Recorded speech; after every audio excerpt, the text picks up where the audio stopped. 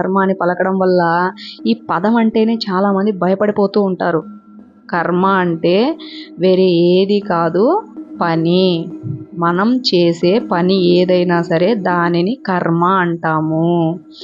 ఆ పని ద్వారా వచ్చే ఫలితం ఏదైతే ఉందో దాన్నే కర్మఫలము అంటాము.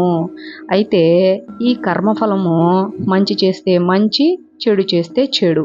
అది ఈ జన్మలో కావచ్చు, తర్వాత జన్మల్లో కావచ్చు, ఎప్పుడైనా సరే దాని యొక్క ఫలితాన్ని చేసిన వారు అనుభవించక తప్పదు. ఇది తిరుగులేని నియమము. అయితే మనకు విశ్వంలో ఒక నియమం ఉంది. ఏంటి అంటే మనం ఏదైతే ఇస్తామో తిరిగి దాన్నే తీసుకుంటాము అనే ఒక నియమము మనకు విశ్వంలో పనిచేస్తూ ఉంది.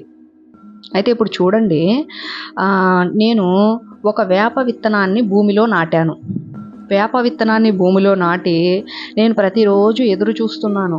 ఎందుకోసం ఎదురు చూస్తున్నాను?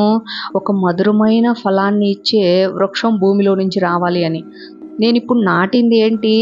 చేదు ఫలాలనిచ్చే వేప వృక్షాన్ని నేను భూమిలో నాటి మధుర ఫలాల్ని ఇచ్చే మామిడి వృక్షం కావాలని నేను కోరుకుంటే అది ఎలా ఉంటుంది? చూడడానికి అజ్ఞానంగాను అలాగే అధర్మంగాను ఉంటుంది. అదేవిధంగా మన హృద్భూమిలో అంటే మన హృదయం అనే భూమిలో మనం ఎటువంటి విత్తనాలు నాటుతున్నాము అనేది మనం చూసుకోవాలి. మనము సరికాని విత్తనాలను ఆలోచనల రూపంలో, భావాల రూపంలో మన హృదయ భూమిలో నాటేశాము అంటే అటువంటి ఫలితాలనే మన జీవితంలోకి మనం ఆహ్వానిస్తాము. ఇప్పుడు ఒక మనిషి మీద కోపాన్ని, ఒక మనిషి మీద ద్వేషాన్ని పెట్టుకొని హృదయంలో పైకి మాత్రం